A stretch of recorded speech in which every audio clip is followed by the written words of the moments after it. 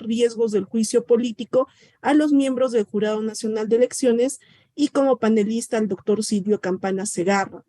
Cabe indicar a los asistentes que si tuvieran alguna duda o consulta, el chat va a estar habilitado para que puedan hacer sus consultas a través de ese medio, las mismas que van a ser respondidas al finalizar la participación e intervenciones Recording in del progress. panelista como del expositor. Dada esta pauta, vamos a iniciar con la ponencia de la doctora Ana Neira Segarra. Ella es abogada de la Pontificia Universidad Católica del Perú, magíster en Derecho con mención en Política Jurisdiccional de la misma Casa de Estudios, ex ministra de Justicia y Derechos Humanos. Fue secretaria técnica de la Comisión de Alto Nivel para la Reforma Política, así como asesora de instituciones públicas. Es docente en la Pontificia Universidad Católica del Perú, la Universidad del Pacífico y la Universidad Antonio Ruiz de Montoña. Ha participado en misiones de observación electoral en la región. Doctora Ana, ¿puede iniciar con su ponencia? Muchas gracias, Selma. Muy buenas tardes con todos y todas. En primer lugar, quiero dedicar las palabras para agradecer la invitación que hace el Jurado Nacional de Elecciones a mi persona. Yo además trabajé mucho tiempo en el jurado, así que es un gusto participar en espacios que el jurado organiza. Y en particular, de que algún audio se está filtrando, parece que hay flores, que se está filtrando su audio, gracias. Decía que siempre es un gusto poder estar en estos espacios organizados por el jurado, en este caso por la dirección o las oficinas desconcentradas, con la dirección de Paul Vizcarra, que fue el que me invitó directamente, pero además con la organización de la oficina desconcentrada del Cusco, y también participas con la participación, la coorganización de la Universidad Andina del Cusco, el cual me acompaña además mi colega, abogado y docente Silvio Campana, a quien también saludo por este medio. Es, como le decía, siempre interesante estar en estos espacios. Ojalá que nos convocaran temas más felices. Lamentablemente hoy nos convoca un tema un poquito más complicado y no tan feliz. Pero en todo caso, igual, siempre es importante formular reflexiones y poder ir pensando cuáles pueden ser las implicancias de decisiones que se van tomando en los diferentes organismos públicos, en este caso en una decisión tomada por el Tribunal Constitucional. Hecho este pequeño preámbulo, yo quiero compartir con ustedes una pequeña presentación que he elaborado. Por favor, con toda la confianza, pueden ir poniendo sus preguntas en el chat, que tanto el doctor Campana como yo estaremos encantados de poder contestarles. Creo que ahí ya lo logran ver, espero. Ahí estaba nuestro inicio, y claro, yo quería comenzar con el título, ¿no?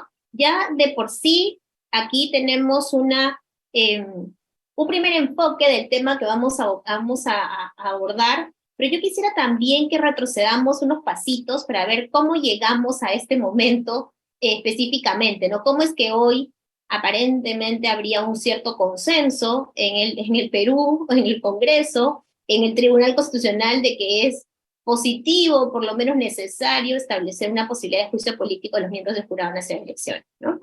Y en este contexto creo que todos debemos recordar la campaña, creo que ahí un poquito comenzó todo. Y no vamos ahorita, por supuesto, a hablar de temas políticos, a favor o en contra de un candidato o candidata, sino simplemente recordar lo que fue esta campaña, ¿no? Recordar lo que implicó en términos de, primero, la indefinición respecto de cómo se llegaba al resultado, cosa que no pasaba hace muchos años en el Perú, que tuviéramos tanto tiempo en el que no se definía quién podía ser o quiénes podían ser potencialmente los que pasaban a segunda vuelta. Recordemos que en el caso del señor Castillo esto fue cambiando bastante, esa segunda posición, primero, luego él ya se pasó a ser primero, pero las posiciones fueron cambiando, quiénes eran los que pasaban a segunda vuelta. Y entonces se comenzó a tejer una narrativa, también recordarán ustedes, sobre que habría habido irregularidades en la elección, ¿no? Esto, en verdad, como también sabemos, nunca llegó a acreditarse. Sin embargo, sí generó una cierta, por un lado, convicción de algunos políticos, y por otro lado también creencia de alguna parte de la ciudadanía de que eso se había producido, a pesar que, como reitero, y creo que todos los que estamos aquí lo sabemos, quedó acreditadísimo que no había habido ningún fraude, sino que la elección respetó la voluntad popular que nos puede gustar más o menos, según el lado político en que nos encontremos, pero que finalmente fue lo que ocurrió con la elección, ¿no? Cuando se llega finalmente a proclamar los resultados, recordaremos que tampoco fue fácil llegar a este momento. Actas observadas, pedidos de nulidad copiosos, un magistrado del pleno del jurado que decidió no seguir resolviendo y hubo que convocar a otro, es decir, fue todo un proceso complejo, ¿no es cierto?, que llegó finalmente a esta proclamación de resultados, en el caso del Poder Ejecutivo, y que llevó a este Congreso inicial, ¿no?, con esta conformación que ustedes ahora ven, que bueno, ahora ya está más cambiado porque han aumentado los grupos parlamentarios, se han subdividido y en fin, tenemos ahora otra composición casi, ¿no? Y entonces, este Congreso, con esa idea de que había habido irregularidades en el proceso electoral, finalmente lo que hizo, como también recordarán seguro muchos de ustedes, es conformar esta famosa comisión investigadora de la elección. Y aunque no lograron estrictamente probar que había un fraude, es más, ustedes ven ahí que el presidente de esta comisión, el señor Montoya, luego decía que él nunca había dicho que había fraude, cuando en realidad sí lo dijo en algún punto, y ahí está el fact-checking, en este caso de Amayuya.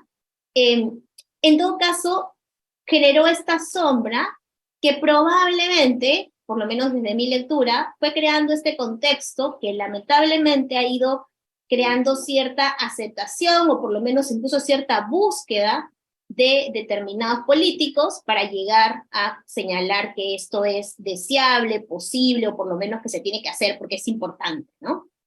Esta como primera parte del contexto. Luego también, para poner ya más, digamos, en perspectiva la sentencia, obviamente hay miles de formas de entender la democracia, pero aquí yo tomaba la idea internacional en su estado de la democracia. Es una publicación que seguro muchos de ustedes conocen, que se hace cada año, en que evalúa sobre la base de algunos criterios cuán democráticos son los estados, ¿no? Mide 104 estados y establece en estos 4 criterios, o 5 criterios, perdón, específicamente dónde estamos, ¿no? Pero yo lo traía sobre todo porque miren ustedes que dentro de estos criterios, alguien más se le está filtrando su audio, pero ahí todavía nos escuchamos. Dentro de estos criterios que establece esta medición de democracia, un elemento importante son los controles de gobierno. Y un parlamento eficaz que eventualmente controle los gobiernos, pero también, ojo, miremos ahí la idea de la independencia judicial. Entonces, un elemento que en general entendemos dentro del contexto de la democracia es también este elemento de controles, y lo veremos también luego a propósito de un poco la concepción del Estado de Derecho, cómo ha ido evolucionando, que también es un concepto que todos conocemos, ¿no? Entonces, bajo esta lógica, por un lado, teníamos una interpretación de que se había producido un fraude que nunca se iba a probar porque no se produjo, de acuerdo a lo que a muchos organismos, como la OEA, como otros, han establecido sus informes, la Unión Europea y la propia Observación Nacional, por ejemplo, a cargo de la Defensoría. Pero luego ya comenzamos a ver, también yo quería traer hoy un poco los peligros de sentencia en términos globales, pensando en nuestro concepto de democracia, que tiene como uno de sus componentes, por lo menos desde una perspectiva que yo comparto, la idea también de controles mutuos, ¿no?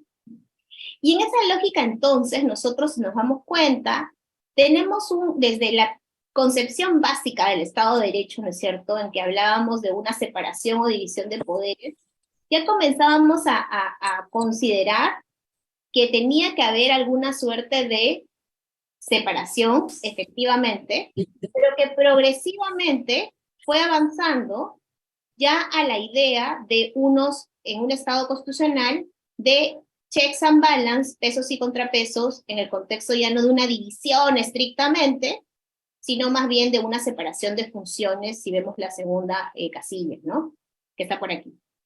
Entonces, dentro de nuestra concepción de democracia, de nuestra concepción de Estado y Estado constitucional,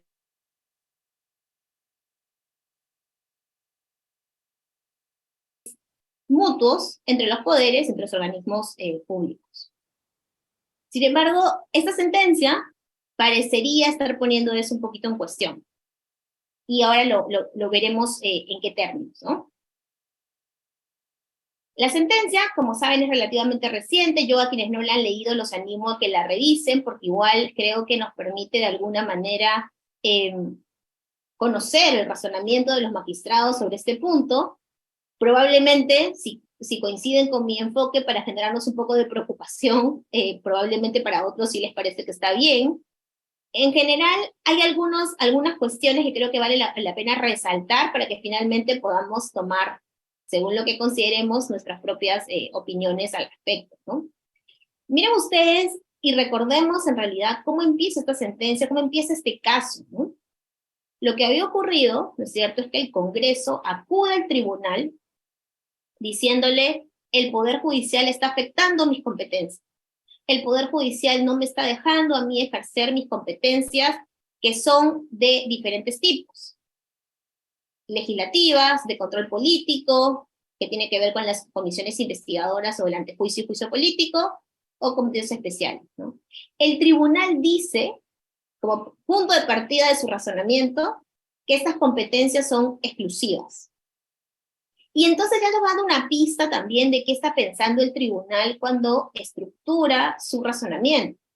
Está diciendo que el Congreso, cuando emite una ley, cuando crea una comisión investigadora, cuando realiza, o por lo menos intenta hacer antejuicio o juicio político respecto de autoridades determinadas, o cuando establece la posibilidad de designar autoridades, como en el caso de la Defensoría del Pueblo, tiene competencias que no tienen una posibilidad de ser controladas por un externo distinto a quien efectivamente la realiza, como es el Congreso. Ya nos va dando una pauta de cómo concibe de alguna manera en la conformación actual del tribunal este sistema de pesos y contrapesos que, si ustedes siguen este razonamiento, por lo menos el enfoque que yo tengo, parecería que estos contrapesos se van un poco cayendo en el caso del Congreso y más bien se le está dando una potestad bastante más amplia respecto de su posibilidad de ejercer sus competencias y funciones, ¿no? Pero nuevamente les decía, recordemos cómo llegamos aquí, ¿no? Y es que teníamos, por un lado, una elección de la Defensoría del Pueblo, que estaba yendo con algunos cuestionamientos sobre su transparencia, por el mecanismo que se había elegido, que no era un mecanismo específicamente de concurso público, sino de invitación, y eso también afectaba la posibilidad de que más candidatos pudieran postular. Se estaba cuestionando la posibilidad de participación de ciudadanos dentro de este concurso, que no se estaba dando de la manera que se consideraba tenía que darse en términos de las tachas, etc. Y entonces, el sindicato de la Defensoría del Pueblo interpone una demanda de amparo que gana, y gana con una cautelar para decirle al Congreso: no sigas con tu elección, ¿no? Aludiendo a toda esta serie de principios de transparencia, etc., ¿no? El segundo punto tiene que ver con la SUNEDU, ¿no? Se emitió una ley que establecía una modificación en la conformación del Consejo Directivo de SUNEDU, y en ese contexto, entonces, lo que también hizo, en ese caso también me parece que fue el sindicato de SUNEDU, es interponer una demanda de amparo diciendo: se está afectando nuestra independencia, autonomía y una serie de principios, y entonces, por favor, no apliquemos esta norma, ¿no? Sobre esos dos temas primeros no hablaremos mucho el día de hoy porque tienen toda su propia lógica, pero igual nos ponen un poquito en contexto.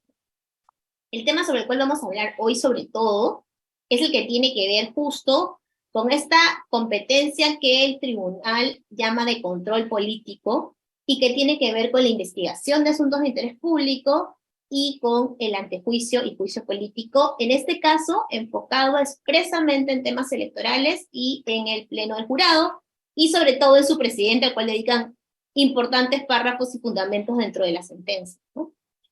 Pero sí es interesante ver cómo llegamos. Es curioso además, algunos lo han cuestionado, que estos tres amparos no llegan como un amparo contra resolución judicial o como un amparo contra amparo eventualmente al tribunal, ¿no es cierto? O en todo caso siendo su trámite como y el recurso de agravio constitucional. Aquí no sé si todos somos abogados, pero en principio ustedes saben que cuando uno interpone su demanda de amparo y la pierde, puede apelarla a una segunda instancia, y si la pierde, va al tribunal vía el llamado recurso de agravio constitucional. Estos casos no llegan así, ¿no? Llegan porque el Congreso siente que se afectan sus competencias, esto que se llama en términos comparados un conflicto por menoscabo de atribuciones, porque digamos, lo que el Congreso dice y el tribunal amparado es la forma en que que los jueces están dictando estas medidas cautelares afecta mis competencias, y entonces esto es un menoscabo, una afectación de mis atribuciones o competencias. Se llama en doctrina el conflicto por menoscabo de atribuciones, en este caso, no por interferencia, sino en sentido estricto, como la clasificación que en la sentencia. No tiene sueño. No tiene sueño. Creo que a alguien también se le está filtrando. Yo sé que con el Zoom sucede que a veces estamos haciendo varias cosas al mismo tiempo. Por ahí a todos nos ha pasado alguna vez, pero les pido que tratemos de mantenerlo en mute para poder seguir los demás con la conferencia. Entonces, les decía, nosotros nos vamos a enfocar sobre todo en lo que ha pasado en el jurado, pero igual quiero poner un poquito en contexto la sentencia para que entendamos cómo se llega a la conclusión final de que efectivamente no procedería o no, o más bien sí debería proceder el juicio político contra los magistrados del Pleno, ¿no? Entonces comienza a estructurar el tribunal su razonamiento hablando de las cuestiones políticas no justiciables o political questions, ¿no? Quienes aquí somos abogados habremos escuchado este concepto que se ha concebido desde el siglo XIX, probablemente una de las sentencias principales. La primerita en que se menciona fue Marbury versus Madison en 1803, y luego ha habido sentencias posteriores que lo han mencionado, pero al margen de ese origen, lo que está detrás de esta idea es, hay ciertos temas que son políticos y no pueden ser controlados por el juez, ¿no? Eso es lo que está detrás de la idea de las cuestiones políticas no justiciables. Y claro, en ciertos contextos y momentos, sobre todo en el siglo XIX en realidad, eran argumentos importantes para que ciertos temas estén fuera del ámbito de control judicial. Pero cada vez más, habría que decirlo, a pesar de lo que dicen los magistrados en la sentencia, estos conceptos también se han ido revisando y repensando. Por ejemplo, ¿no? Antes, cuando un presidente dictaba un indulto, esto era palabra última sabia del presidente, el máximo exponente del gobierno de un país, ¿no? Y no había ninguna posibilidad de control. Y ya hemos visto, en nuestro caso, en el Perú, que el indulto que en su momento se otorgó, por ejemplo, el señor Fujimori, fue revisado por la Corte Interamericana en el contexto de evitar afectaciones a derechos humanos por un caso que estaba en supervisión, el caso Barrios Altos o el caso Cantuta. Y entonces, competencias que normalmente hubiéramos dicho, no, esto jamás puede ser revisado, progresivamente se han comenzado a revisar. Y entonces, es un concepto que en realidad desde la teoría actual de constitucionalismo va yendo en retroceso. Por eso sorprende un poco, o por lo menos a mí me sorprende un poco, que el tribunal lo valore de una manera tan importante en un contexto en el cual ya estamos, como les decía hace un rato, en un estado constitucional que tiene una serie de pautas que más bien busca los contrapesos y controles mutuos, ¿no? Pero es un concepto que utiliza el tribunal en este caso. Otro ejemplo podría ser también con las amnistías, también han sido controladas en varias oportunidades por la Corte Interamericana por temas de derechos humanos. Cuestiones, por ejemplo, recordarán ustedes que algún exministro del gobierno del señor Castillo en algún momento cuestionó que se le censurara. La censura es un hecho que creo que muchos consideramos que es un acto político dado por el Congreso de decidir que un ministro se queda o no en el poder. Y sin embargo, él trató de judicializarlo. Para no mencionar solo algunas fuerzas políticas, ¿no? En el tiempo del señor Alan García, él cuestionó el informe de la Comisión de Fiscalización que pretendía abrirle un proceso penal, y al final ese informe fue declarado nulo por un juez, y por eso no se le pudo abrir una investigación en esa oportunidad, ¿no? Entonces, digamos, en general, estas ideas o estas competencias que normalmente se consideraban que no eran controlables judicialmente, cada vez más van en retroceso, y por eso a mí por lo menos me sorprende que tengamos esto como un pilar del razonamiento del tribunal en esta sentencia, ¿no? Y claro, lo que dicen entonces es, si se dan cuenta, está en este fundamento que está muy cerca de cuando mencionan las cuestiones políticas no judiciales del tribunal. Lo que dice en un punto es que, si bien hay un sistema de contrapesos, y que no puede decirse, o sea, que es un adagio que se usa mucho, que no hay zonas exentas de control constitucional, ¿no? Porque siempre hay actos discrecionales, ¿de acuerdo? Pero yo le contestaría al tribunal que incluso los actos discrecionales tienen un parámetro de razonabilidad, porque de hecho no quiere decir que sean actos reglados, solo tienen una respuesta, pueden admitir un margen de acción, pero incluso esos actos que admiten un margen de acción no pueden ser arbitrarios, y por eso pueden ser pasibles de control. Pero bueno, esto más o menos para que veamos el razonamiento del tribunal en este punto.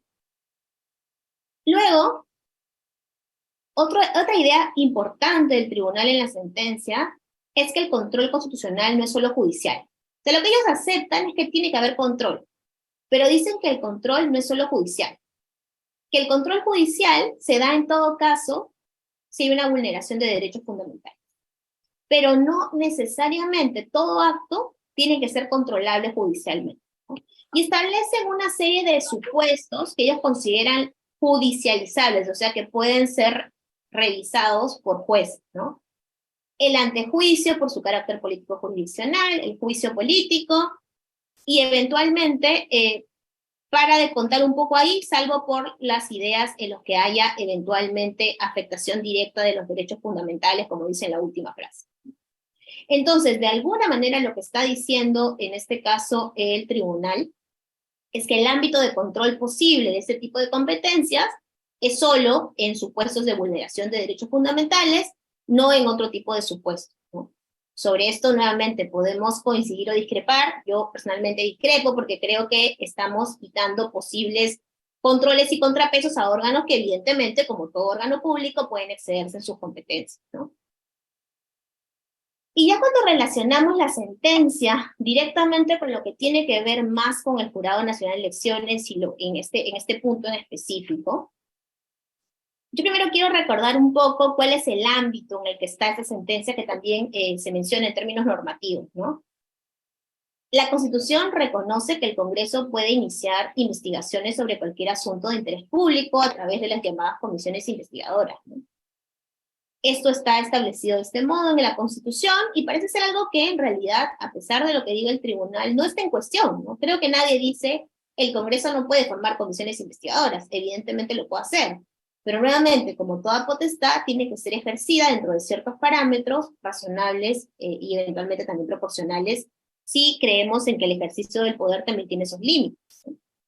De igual modo, cuando hablamos del antejuicio político, sobre el cual volveremos en un ratito, pero que me interesa que nosotros veamos, primero, me parece importante que recordemos que el antejuicio es diferente del juicio político, ¿no? A pesar de que a veces en prensa, en estos espacios los equiparamos, son distintos, ¿no? El antejuicio, si ustedes leen este artículo, el 99 de la Constitución, lo que busca es que haya una suerte de autorización del Congreso, con autorización por supuesto entre comillas, para que personas que estén en determinados cargos tengan que primero tener esa autorización para luego eventualmente ser juzgadas por infracciones de la Constitución o por delitos en ejercicio de su función, ¿no? Y ojo que es hasta 5 años después de haber cesado en esas. Yo, por ejemplo, todavía tengo prerrogativa de antejuicio si tuviera un delito de función que confiaré que no sucederá, pero la prerrogativa de antejuicio continúa todavía hasta el 2025, ¿no? Entonces, el antejuicio tiene este objeto. Es una suerte de autorización previa del Congreso para que haya una investigación penal, ¿no? Diferente es la figura del juicio político, ¿no? En este caso, lo que busca el artículo constitucional es hablar más bien de una posibilidad de imponer sanciones. Y aquí creo que lo vamos a ver mejor en el siguiente cuadrito, ¿no? Ya no estamos solo en el supuesto de voy a autorizar para que te acusen, procesen a personas en ciertos altos cargos, ¿no? Ministros, ¿alguien más se le está filtrando su audio? Ahí está, creo que Rafael se le estaba filtrando su audio, gracias. Entonces decíamos, no estamos solo aquí, o mejor dicho, no estamos aquí ante el mismo supuesto, ¿no? Estamos hablando, en un caso, de autorizar para que ciertas personas puedan ser procesadas o acusadas, con el objeto, en teoría, de no afectar el ejercicio de sus funciones. Imagínense si, por ejemplo, un juez de la Corte Suprema todos los días le pusieran una denuncia, ¿no? Y fueran denuncias motivadas políticamente o para afectarlo, claramente esta persona no podría ejercer bien su cargo. Entonces, se entiende que el antejuicio busca, de alguna manera, es una prerrogativa que busca de alguna manera cuidar el ejercicio adecuado de las funciones, ¿no? En el caso del juicio político, en lo que se está pensando más bien es en una sanción, dictada por un órgano político que es, en este caso, el Congreso, ¿no? Ahora, una cosa que es importante porque lo han usado como argumento y que hay que descartar, se dice, no, pero nosotros queremos incorporar a los miembros del Pleno dentro de la figura del antejuicio porque los queremos proteger, ¿no? Para evitar que haya un montón de infracciones, un montón de, digamos, de denuncias contra ellos que los puedan afectar en el ejercicio de sus funciones y entonces les generamos la prerrogativa del antejuicio, o sea, que haya que autorizar para que sean juzgados, ¿no? Esto es parcialmente cierto, pero viene también con una trampita, ¿no? Porque claro, efectivamente se les daría, si se cambia el artículo 99 de la Constitución, se les daría eventualmente la posibilidad de tener esta previa autorización para ser juzgados, pero al mismo tiempo se les haría pasibles de las sanciones políticas que establece el artículo 100 de la Constitución y que ustedes ven en el primer párrafo, ¿no? Suspender, inhabilitar hasta por 10 años o destituir de su función. Entonces, claro, lo que busca eso de alguna manera es generar un equilibrio, ¿no? Por un lado, te doy unas ciertas prerrogativas para que no te pongan denuncias o procesos penales todos los días, pero por otro lado también te pongo unas sanciones y que ejerces inadecuadamente tu cargo. Dicho sea de paso, hay países en la región que también tienen esta figura y se ha usado en algunos casos para también afectar a los organismos electorales.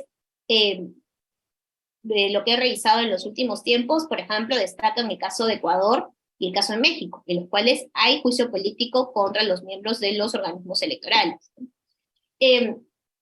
Y en muchos casos, cuando no han estado de acuerdo con lo que han resuelto, se les ha iniciado denuncias por juicio político a los integrantes de los organismos electorales, bien del área administrativa, o sea, lo que sería la OMPE aquí, o eventualmente también de los tribunales electorales, ¿no? Ahora, ¿qué es lo que dice la sentencia? Primero que nos recuerda, dice, yo no me lo estoy inventando, ¿no? En el 2012 hubo una propuesta dada en ese momento por el tribunal de entonces que decía, modifiquemos el artículo 99 de la Constitución para incluir al funcionario del sistema electoral con la prerrogativa del antejuicio, ¿no? Pero claro, nuevamente, la prerrogativa del antejuicio viene con también la consecuencia del juicio político. Y ahí vamos a discutir ahorita brevemente, porque ya sé que se me está acabando el tiempo, lo que implica esto, ¿no? Y luego también entonces lo que termina diciendo el tribunal es, tienen competencia para acusar constitucionalmente al Congreso. Miren que hace una mención especial a la figura del presidente, que además, si volvemos un ratito al artículo 99, veremos que él, lo que dice también el tribunal, al ser juez supremo, vocal de la Corte Suprema, lo que se señala es que igual él sería pasible eventualmente de el antejuicio y el juicio político, dado que está enumerado dentro de estas, o sea, no como presidente del jurado, porque como ustedes ven ahí, el Jurado Nacional de Elecciones hoy día no está en este listado, pero como él además es juez supremo, igual se le podría aplicar el antejuicio y el juicio político, dice el tribunal, en estos fundamentos que hace un ratito ustedes estaban viendo. Y entonces dice que esto no afectaría necesariamente ningún derecho o principio, que él puede cuestionarlo, pero que no se puede decir que no se puede, porque hay una argumentación que parecería permitirlo bajo lo que establece el artículo 99 y aquí también el 179.1 de la Constitución, ¿no? En la medida que él es el magistrado presidente del jurado. Entonces, finalmente se dice, ok, si tiene la competencia, lo puede hacer los entes constitucionales y no puede afectar el debido proceso, pero no implica que no se pueda recibir las denuncias, no puede haber nulidad del ingreso, está mal lo que ha hecho un juez en el amparo que ha generado esta nulidad. Y por eso en este espacio, en este contexto, declara fundada la demanda y nula la admisión específicamente de la demanda, en este caso, de amparo presentada por el presidente del jurado, y también la cautelar que se le había concedido, y señala que esto buscaba impedir las investigaciones parlamentarias y el desarrollo de los procedimientos de juicio y antejuicio político, ¿no? Aquí quiero hacer una mención que creo que, nuevamente, la argumentación del tribunal parecería estar encaminada a reforzar la idea que el Congreso puede hacer estas cosas, y efectivamente las puede hacer. El Congreso puede formar una comisión investigadora, puede ejercer, o en todo caso, utilizar la idea del juicio político o la figura del juicio político, puede utilizar el antejuicio a los funcionarios que le corresponde, pero eso no implica que lo pueda hacer de cualquier forma. Entonces, es posible que ese no hacerlo de cualquier forma sea controlado judicialmente, el tribunal, sin decirlo de manera tan clara, o bueno, en realidad diciéndolo de alguna forma al declarar nulas las resoluciones, da a entender que no. Y yo creo que muchos pensamos que sí, porque lo contrario estaría afectando este posible contrapeso que tendría que hacer más bien el propio Poder Judicial. Ahora, alguien me puede decir, pero ¿no le parece, doctora, que es peligroso que todo juez en el Perú, en la República del país, puede eventualmente controlar lo que hace el Congreso? De repente sí, ¿no? Pero entonces el remedio podría ser crear una figura según la cual los actos congresales de este tipo se puedan revisar por solo ciertos jueces, de repente, que sean cortes superiores o el propio tribunal en algún caso. Habría que pensar cómo, no las leyes creo, pero sí ese tipo de cuestiones como cuestiones especiales, como la designación del defensor del pueblo, los temas de juicio y antejuicio político, pero no creo que el remedio debería ser, no lo hagamos más, ¿no? Sino más bien generemos reglas al respecto. Y ahora sí voy cerrando, solo para resaltar la idea de que cómo llegamos o cómo concluimos cuál es el riesgo con lo que está pasando, ¿no? Creo que tenemos que recordar cuáles son las funciones de los organismos electorales, que seguro aquí muchos trabajan en las OCDE, entonces las tienen clarísimas. Cuando yo inscribo o no inscribo un partido político, cuando yo acepto o no acepto una candidatura, cuando yo proclamo resultados en el caso del jurado, o en el caso de la OMPE, por ejemplo, decido sobre el financiamiento de campañas, o las campañas en general, no es que voy a hacer feliz a todo el mundo, ¿no?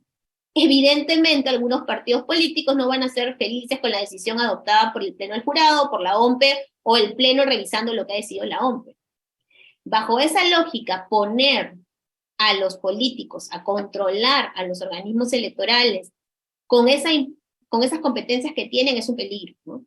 Porque en la práctica podría suceder que esto se use también políticamente, y entonces, no sé, tú decidiste que mi partido nuevo no se escribía, ya, entonces te saco por juicio político, ¿no? O te inhabilito por 10 años. Y se podría hacer un uso casi de intereses particulares, que además, es un segundo tema, puede afectar la independencia y la imparcialidad en el caso del Tribunal Electoral y Jurado, o la autonomía en el caso de la OMP y RENIEC. Y entonces, lo que estamos haciendo es supeditar a organismos que deberían actuar de manera autónoma, de manera independiente, resolviendo conflictos según lo que consideren es la adecuada interpretación de las normas, los ponemos bajo una espada de Damocles de los políticos que pueden querer removerlos solo consiguiendo mayorías que además pueden no tener, obviamente, motivaciones jurídicas, sino estrictamente políticas, porque es su naturaleza. Criterios de oportunidad y conveniencia más que criterios jurídicos necesariamente. Además, imaginemos que se cambiara estas autoridades todos los días, ¿no? Claramente puede afectar la adecuada realización del proceso electoral, que además, no es que el proceso electoral lo queramos porque es pues una entelequia que hemos creado, sino porque el proceso electoral permite hacer ejercicio de derechos fundamentales como el derecho de sufragio o el derecho de participación, o los derechos de participación política, pero además porque nos permiten que este sufragio, recordaremos, refleje la voluntad popular según lo que establece la propia Constitución en el artículo 176, que justamente le da esta finalidad de trabajo a los organismos electorales, al sistema electoral, ¿no? Se traduzca la voluntad popular finalmente en sus resultados, en los resultados que ellos proclamen, ¿no?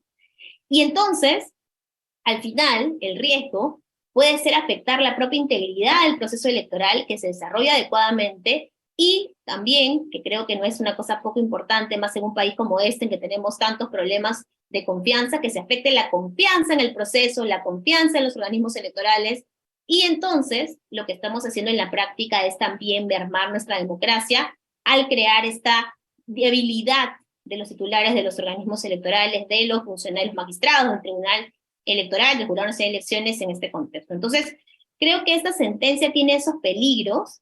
Creo que tenemos que tener cuidado en cómo se va a hacer efectiva. De plano, ya hay 3 proyectos de ley, por lo menos en el Congreso, para implementar esta recomendación del tribunal de modificar el artículo 99 de la Constitución, y con eso la verdad que estamos poniendo en una situación bastante debilitada, creo yo, al Jurado Nacional de Elecciones, en un momento que más bien creo que el país debería estar buscando reforzar institucionalidad, reforzar democracia, y tratar de ir construyendo más bien una una democracia que lamentablemente sigue estando en peligro por diferentes razones que hoy no hablaremos, pero que seguro todos nosotros notamos en nuestra vida cotidiana y que vemos, no solo con lo que pasa específicamente con el gobierno, sino con su modo de responder o no responder lamentablemente a las demandas ciudadanas y además convalidar en muchos casos las matanzas de ciudadanos de nuestro país, ¿no? Yo con esto concluyo, les agradezco mucho por su atención y quedo, después de la intervención del doctor Campana, a sus preguntas. Muchas gracias.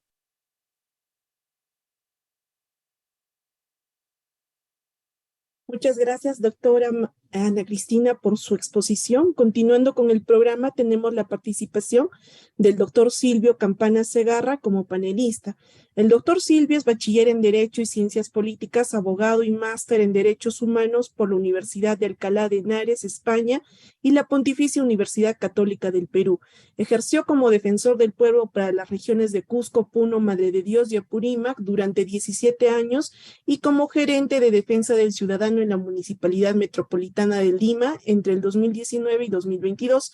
Actualmente es docente en Derecho Constitucional, Derechos Humanos, Mecanismos Alternativos de Resolución de Conflictos y Deontología Profesional en la Facultad de Derecho y Ciencias Políticas de la Universidad Andina del Cusco y en la Escuela de Posgrado de Derecho de la Universidad Nacional San Antonio Abad del Cusco y presidente del Centro de Estudios Regionales Andinos Bartolomé de las Casas. Doctor Silvio, puede iniciar con su participación.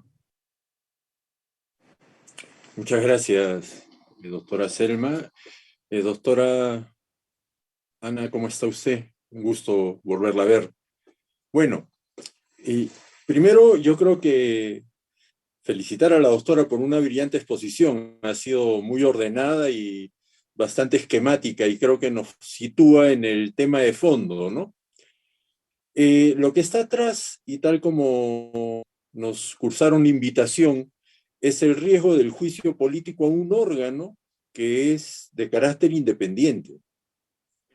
Y creo que cualquier argumento que se esboce para tratar de llevar a los miembros del Jurado Nacional de Elecciones y al presidente del Jurado Nacional de Elecciones a la figura de someterlo a un juicio político es poner en riesgo la imparcialidad de un proceso electoral siempre. Porque si quien llega al ejercicio del poder político en nuestro país con una poca legitimidad, que no es lo mismo que la legalidad, pretendiese llevar a juicio ante el Congreso, que supuestamente debiera ser pues el ente de representación popular, no necesariamente en nuestro país va a ser así, ¿no? Lo que ha expresado al final la doctora Ana tiene que ver justamente con esta desconfianza en las instituciones públicas. Hay un grado de deslegitimación de la institucionalidad pública creciente que nos debiera llevar a evaluar lo que se denomina el poder constituyente y el poder constituido, que no necesariamente es pensar en hacer una nueva constitución, sino que quienes están actualmente ejerciendo los poderes del Estado no los ejercen en los términos que la propia Constitución ha señalado, pero que entonces es fácilmente llevado ante la población por parte de actores políticos a decir es necesario cambiar la Constitución porque si se cambia la Constitución se van a hacer bien las cosas. Y no es así, no es así. Yo creo que la Constitución ha fijado las reglas necesarias para hacer bien las cosas, pero lamentablemente las personas, nosotros los seres humanos, somos imperfectos, pues. Y en esa imperfección llegamos a incumplir lo que la Constitución dice y buscamos 1000 mecanismos para tratar de salvar la figura. Y yo quería centrarme, a partir de lo que dijo la doctora Ana Neira, en lo que el Tribunal Constitucional ha construido a lo largo de estos años, porque ese tribunal es resultado de un proceso eleccionario que ayer ya Juan Carlos Ruiz mencionaba, ¿no? Producto de un cuoteo político. Entonces, quienes salen elegidos en un tribunal constitucional como resultado de un cuoteo representan la legitimidad necesaria para ejercer ese cargo, sino que responden a las voluntades políticas de sus electores, que en este caso fueron el Congreso. Y en esas condiciones, bajo el poder que tienen, pueden contradecir las propias sentencias que han emitido y que han generado precedentes en el Tribunal Constitucional, ¿no? Ya en torno a esta figura del juicio político, se ha escuchado a varios congresistas argumentar a partir de la sentencia emitida que se ha restituido al primer poder del Estado. Y ya hay una sentencia que salió, me parece, en el año 2006, que yo la tenía referida hace un momento, es la sentencia 05 del 2006, de una contienda de competencia, en la que también ya el Tribunal Constitucional, que no es este, por supuesto, sino es el que ejercía en ese año, decía que no hay poder del Estado que tenga primacía sobre otro y que todos deben mantener un equilibrio de poder. Entonces, esta figura de que el poder legislativo es el primer poder del Estado, no, es una historia antigua, es decir, en doctrina constitucional esa figura ya no existe. Puede existir en un país que sea parlamentarista, pero nuestro país no es parlamentarista.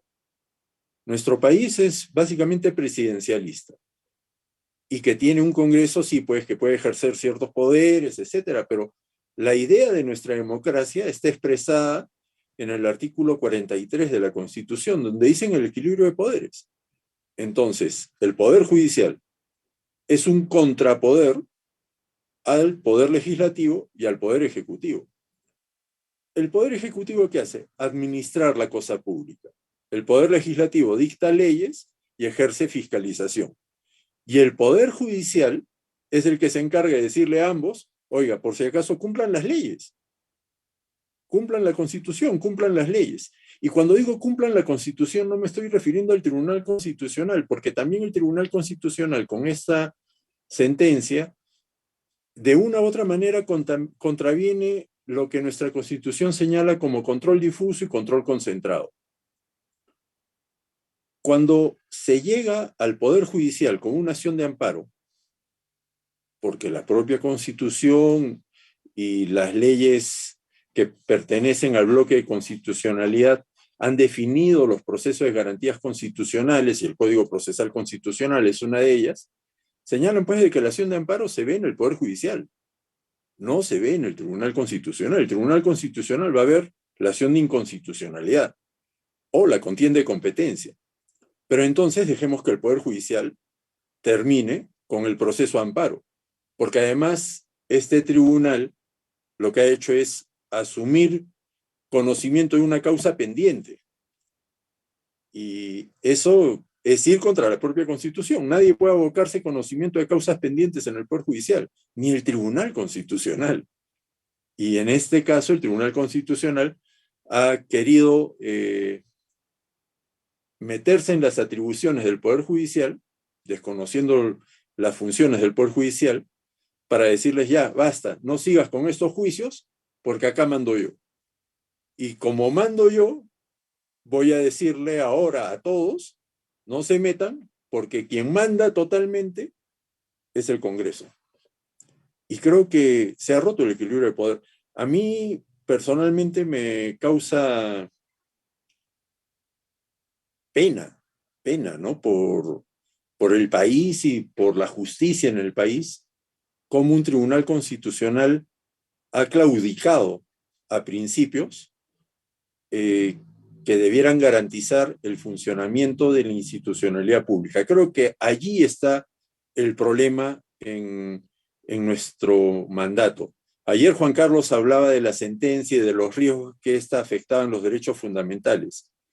Y yo coincido totalmente. Nuestra Constitución es una Constitución que más allá del origen y cómo surgió, etcétera, tiene un artículo tercero que es una cláusula de apertura maravillosa que permite incorporar como derechos fundamentales a todos los derechos de la Constitución, incluso a los que no están en la Constitución y que están en organismos internacionales o en tratados internacionales, perdón. Entonces, plantear retrocesos de esta naturaleza van a afectar el contenido de legitimidad del país y van a afectar mucho más la confianza en los órganos públicos y en la autoridad, la poca autoridad que todavía podría persistir, ¿no?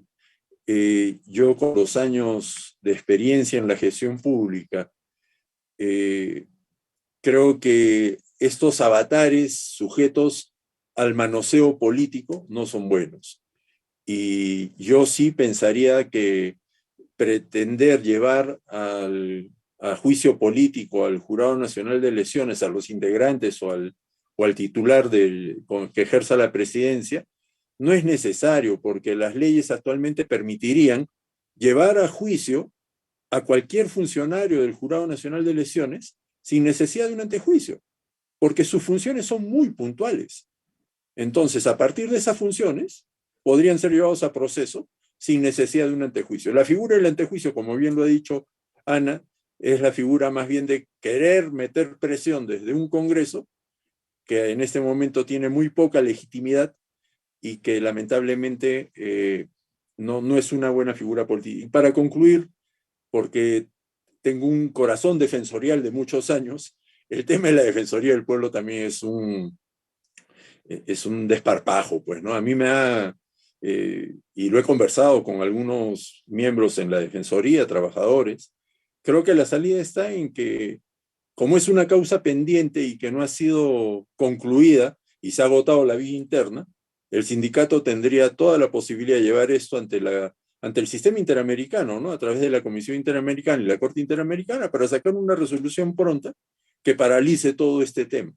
Porque el problema radica en el propio reglamento del Congreso, porque el reglamento del Congreso fijó reglas para la elección del defensor, que no han cumplido, y al no haberlas cumplido, están yendo contra una ley que pertenece, el reglamento es una ley que pertenece al bloque de constitucionalidad. Entonces, yo creo que podrían ganarlo prontamente con una medida cautelar desde la Corte Interamericana, el sistema interamericano.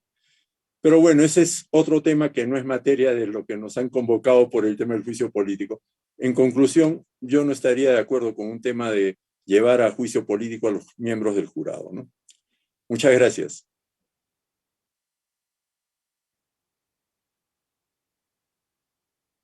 Muchas gracias, doctor Silvio, por su brillante exposición.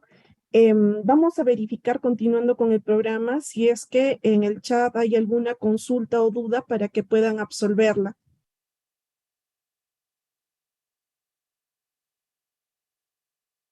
Se verifica dudas o consultas. Quisiera preguntarles a la doctora Ana y a usted, doctor Silvio, si tienen algún comentario que agregar para antes de culminar la sesión. Tal vez solo reforzar un poco lo que hemos ido diciendo, creo que coincidimos. Creo que Paul quiere hacer una intervención antes de hablar nosotros. Paul. De la mano levantada. Si me permiten y se me escucha, no sé si se me escucha muy bien, estoy con un problema de conexión. Está perfecto, doctor.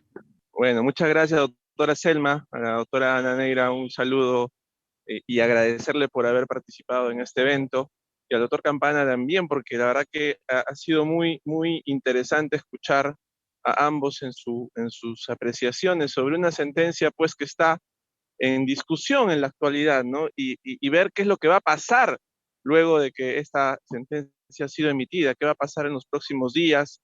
Como señalaba la doctora Neira, ya hay proyectos de ley que buscan modificar el artículo 99, me parece que son 6 hasta el momento, o 5, no estoy seguro en el número, pero yo quisiera consultarles un tema específico. ¿Vulnera la sentencia del artículo, perdón, la autonomía?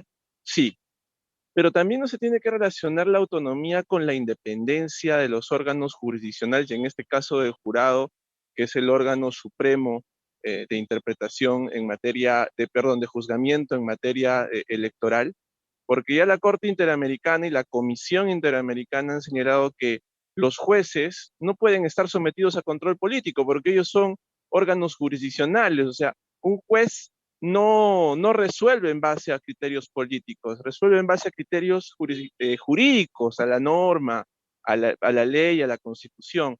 Entonces, tal vez el asunto aquí no es solo que los jueces del Jurado Nacional de Elecciones o los jueces electorales estén sometidos a un control político que de per se sería impropio de nuestra democracia, ¿no? El árbitro siendo juzgado por los jugadores. Pero también no se podría llevar esto de la mano con los propios jueces, porque un juez de la Suprema Corte o de la Corte Suprema tiene que estar sometido a control político. O sea, ¿por qué? Si ellos no resuelven las materias sometidas a su conocimiento con criterios políticos, sino con criterios jurídicos. No sé si tal vez la doctora Neira, el doctor Campana, podrían tal vez ampliar un poco más sobre esta materia. Muchas gracias. Gracias, Paul, y agradecí al inicio la invitación y lo reitero ahora. Sí, yo lo mencionaba un poquito rápido en la presentación porque hubo que terminar, pero efectivamente, ¿no? Cuando estamos hablando de jueces, de órganos jurisdiccionales, hay unas garantías de independencia e imparcialidad que deberían respetarse y que al hacer que un juez esté sometido a un control político, podríamos estarla afectando. Es más, miremos que la Corte Suprema, cuando ha sacado este pronunciamiento cuestionando la decisión tomada por el tribunal, lo dice respecto del Poder Judicial, pero con argumentos que son absolutamente aplicables también a los magistrados del Pleno del Jurado, ¿no?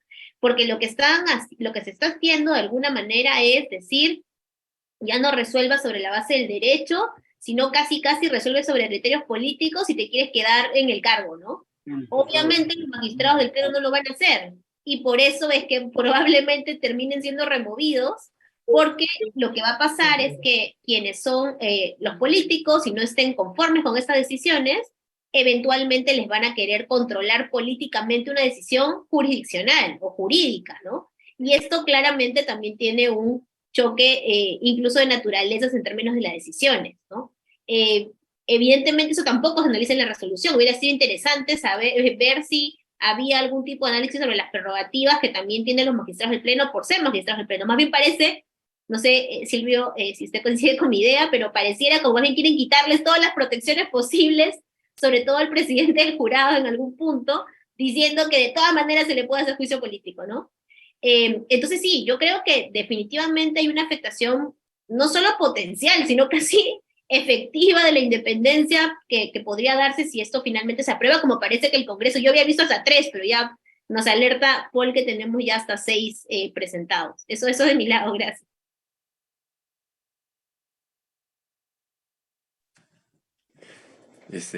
Bueno, sí, a ver, a mí la verdad que estoy totalmente de acuerdo con lo que acaba de señalar Paul y Ana, ¿no? Es decir, la justicia electoral es justicia electoral, es decir,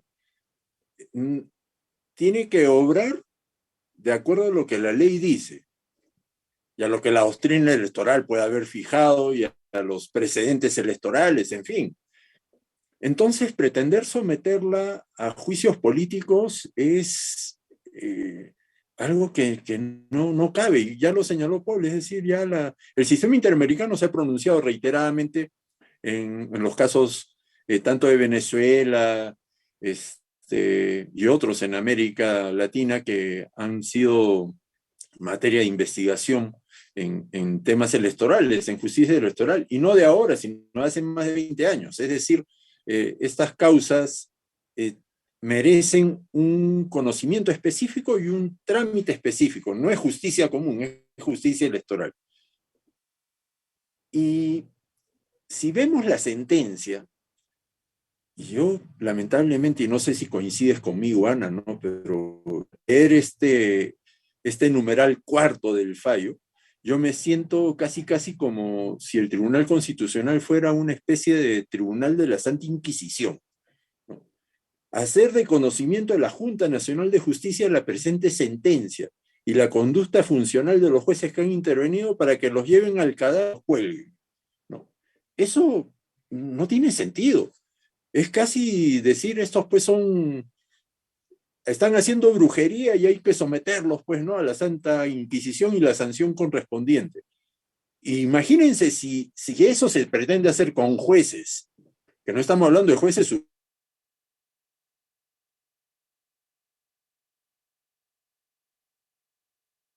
jueces que vieron justicia constitucional y los constitucionales que estaban viendo las acciones de amparo, etc. ¿Qué pasaría con la justicia electoral? El presidente y los miembros del jurado electoral de Songorocosongo también podrían ser llevados pues ante el Congreso a ser sometidos a un escarnio público, ¿no? Y ponerle su sombrerito blanco y pasearlos por las calles. Es decir, hemos llegado a un momento de un tribunal constitucional que ha convertido la justicia constitucional, que debiera ser el parámetro de los derechos fundamentales de todos los ciudadanos y del respeto a la Constitución, a un mecanismo de castigo prácticamente, ¿no? Y esto es lamentable y creo que no debiera aceptarse.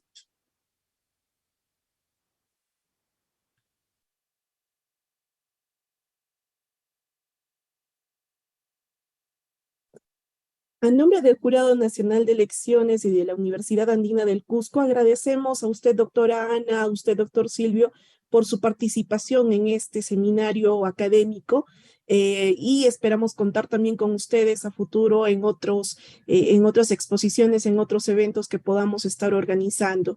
A los asistentes también darles las gracias por estar en este seminario.